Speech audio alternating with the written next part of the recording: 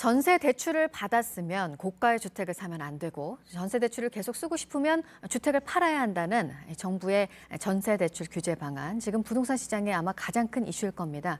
이른바 갭 투자를 막겠다는 건데요. 하지만 역시 부작용도 우려가 되고 있는 상황입니다. 정철진 경제평론가와 자세히 짚어보도록 하겠습니다. 어서 오세요. 네, 안녕하십니까. 네, 어제부터 전해드렸지만 일단 9억이 넘는 주택을 사거나 주택이 여러 채 있으면 이제는 전세 대출은 받을 수가 없다는 겁니다. 그러니까 민간 보증 그 전세 대출도 쓸 수 없다는 거잖아요. 네, 그렇습니다. 네. 우리가 이제 갭 투자라고 한다면 이제 기존에 전세가 있고요. 그 전세를 끼고 나머지 차액만큼을 내 돈을 주고선 사는 걸 갭 투자라고 하는데 요번에 이제 말하는 갭 투자는 뭐냐면 정부에서 좀 시장을 지켜봤더니 이 전세 관련한 대출, 전세 대출을 받아서 이 돈을 집을 사는데 전용을 한다는 것을 확인했다는 거예요. 그러니까 그게 뭐냐면 실은 나 돈이 있는데 전세 없는 것처럼 해서 전세담보대출을 또 받아서 두 개를 합쳐서 집을 사는 경우가 많으니 이 전세 대출을 가지고는 집을 사지 말아라라는 게 이번 제도의 핵심 취지다 이렇게 볼 수가 있겠고요.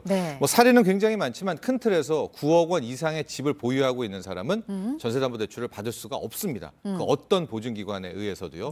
또 하나 내가 이제 무주택자예요. 그럴 경우에 전세담보대출을 받았죠. 그렇게 살다가 그 돈을 가지고 언젠가부터 9억 이상의 집을 보유할 시는 2주 내에 그 샀을 때는 추가 매수했을 때는 2주 내에 기존에 받았던 전세담보대출을 다 토해내야 하고요. 또 하나 이제 이것도 좀 이따 사례 설명을 할 텐데 현재 내가 갖고 있는 집은 시가로 9억이 안 돼요. 한 8억 5천만 원 정도가 됩니다. 그런 경우에 이분은 전세담보대출을 받을 수가 있거든요. 받아서 살다가 기존에 보유하고 있는 집이 9억이 또 넘었어요. 올라서 그럴 경우에도 2주 내에 이제 갖고 받았던 전세담보대출을 또 반환해야 되는 뭐 이러한 좀 다소 복잡한 구조를 갖고는 있습니다. 네.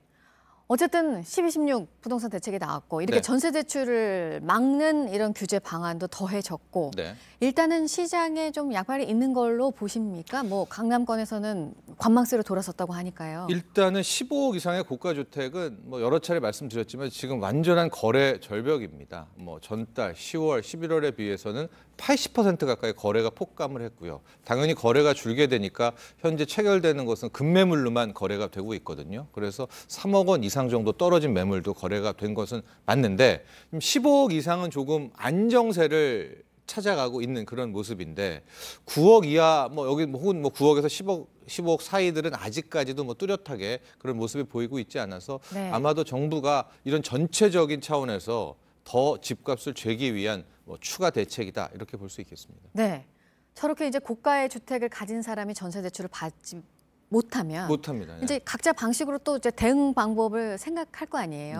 그래서 이제 그거 관련해서 여러 우려들이 또 나오고 있는 건데 그 가운데 이제 뭐 반전세라든가 월세 전세가 많아지고 있다는 건 거잖아요. 네, 그렇습니다. 이제 이런 거죠. 현재 기존의 이 전세담보대출을 받은 경우에는 소급해가지고 토해내지는 않아요. 근데 지금 신규 대출은 불가하고 증액 대출은 불가하단 말이죠. 그러니까 뭐 9억 이상의 집이 있는 분이 전세담보대출을 받아서 살고는 있는데 계약이 만료가 됐습니다.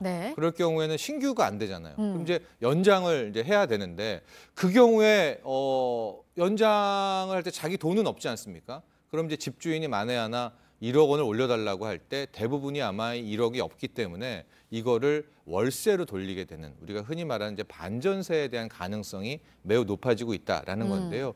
이게 이제 왜 자꾸만 논란이 되냐면 현재 전세담보대출 같은 경우에는 한 연 2% 후반, 3% 초반이거든요. 이 이자율이 대출 이자율이. 근데 월세 전환율은 지금 4%가 넘기 때문에 그렇게 되면 이제 세입자는 은행보다도 한 1%포인트 더 높은 돈을 집주인에게 내야 되는 뭐 그런 상황이 나올 수도 있겠고요.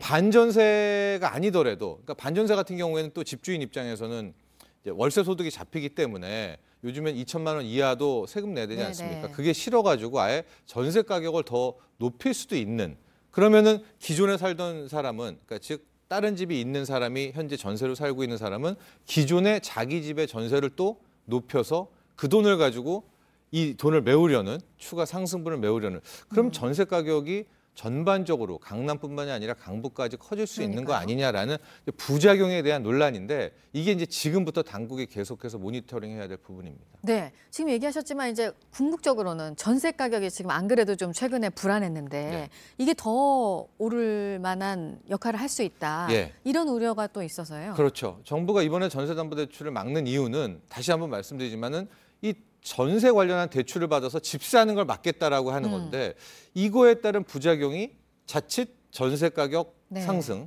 혹은 반전세, 이 월세, 실은 월세 내는 게 굉장히 부담이잖아요. 이거에 대폭 증대로 이어진다면 선의의 피해자들이 생길 거 아닙니까? 가령 오히려 무주택자들을 위해야 되는데 세입자들의 부담이 커지게 된다면 이것은 정부가 원치 않은 부작용이어서 그럼 이제 그 다음은 뭐냐? 그럼 이제 전월세 상한제 뭐 그렇죠. 2년을 4년 네. 이 제도까지 또 나와야 되는 것이 아니냐라는 이야기도 나오고 있습니다. 네.